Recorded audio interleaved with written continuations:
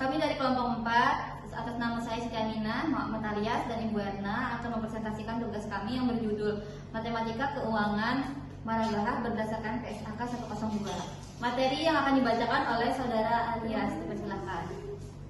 Oke, baik, terima kasih atas waktu dan kesempatannya. Baik, langsung aja kita ke pembahasan. Yang pertama ada pengertian murabahah. Secara umum, bank mempunyai peran penting sebagai perantara keuangan. Perannya adalah menghimpun dana dan menyalurkan kepada pihak yang lain membutuhkan dalam bentuk pinjaman. Kemudian lembaga perbankan syariah adalah salah satu lembaga keuangan yang melakukan usahanya di Indonesia, di mana definisinya telah dijelaskan dalam Undang-Undang Nomor 21 Tahun 2008 tentang perbankan syariah. Kemudian berbagai bentuk usaha yang dijalankan menggunakan prinsip syariah diwujudkan dalam bermacam fasilitas pembiayaan perbankan syariah dalam pasal 1 butir 25 Undang-Undang Nomor 21 Tahun 2008 tentang perbankan syariah. Selanjutnya disebutkan sebagai Undang-Undang Perbankan Syariah. Pinjaman adalah penyediaan dana atau tagihan. Yang pertama, transaksi bagi hasil. Yang kedua, transaksi sewa dalam bentuk ijarah. Yang ketiga, transaksi jual beli. Yang keempat, transaksi pinjaman. Dan yang kelima, transaksi sewa menyewa. Kemudian adapun rumusan masalah yang bagaimana perlakuan akuntansi murabahah berdasarkan PSAK 102. Kemudian lanjut, pembiayaan murabahah lebih banyak memberikan keuntungan kepada bank syariah, diantaranya yang pertama kepastian pembeli, yang kedua kepastian keuntungan, dan yang ketiga pembiayaan murabahah lebih mudah diaplikasikan. Kemudian PSAK nomor 102 murabahah. PSAK 102 akuntansi murabahah lebih disetujui oleh Dewan Standar Akuntansi Keuangan pada tanggal 27 Juni 2007. Pernyataan ini tidak dicakup persyaratan akuntansi untuk obligasi syariah yang menggunakan akad murabahah. PSAK 102 akuntansi murabahah paragraf 18 berdasarkan pendekatan dan penilaian akuntansi penjual. Yang pertama pada saat perolehan, yang kedua nilai aset murabahah pasca perolehan adalah jika perintah murabahah bersifat mengikat dinilai sebagai biaya perolehan.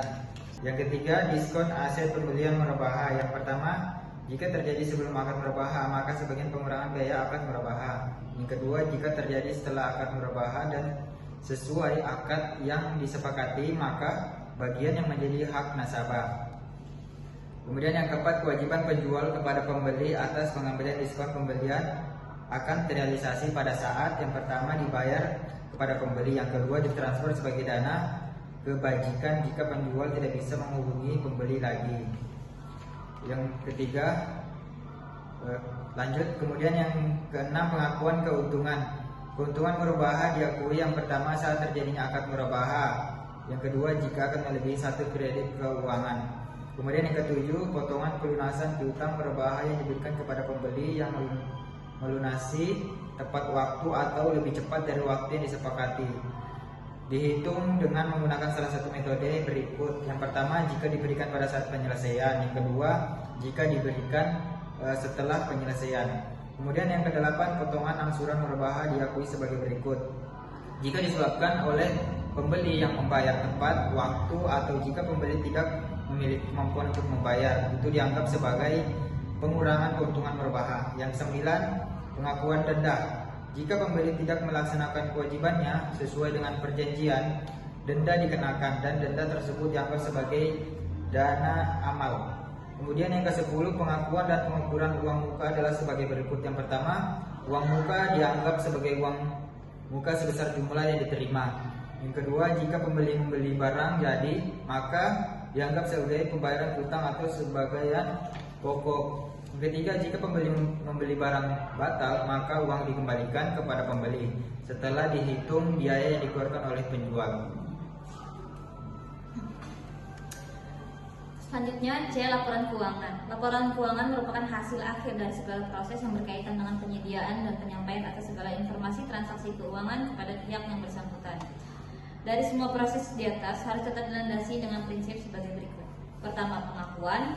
yang merupakan proses pencatatan formal atau mencatatkan item-item tertentu, dengan kata lain mencatat jumlah rupiah satu item yang harus diungkapkan ke dalam laporan keuangan. Yang kedua, pengukuran adalah proses penetapan jumlah uang untuk mengakui dan memasukkan setiap aset atau unsur laporan keuangan dalam neraca dan laporan laba rugi. Ketiga, pengungkapan, yang mana memutuskan informasi apa yang akan dilaporkan dalam penyediaan informasi yang mencukupi untuk mempengaruhi penilaian dan keputusan pemakai. Dan terakhir, penyajian, yang merupakan proses penyajian data akuntansi tercatat dalam rekening-rekening buku besar.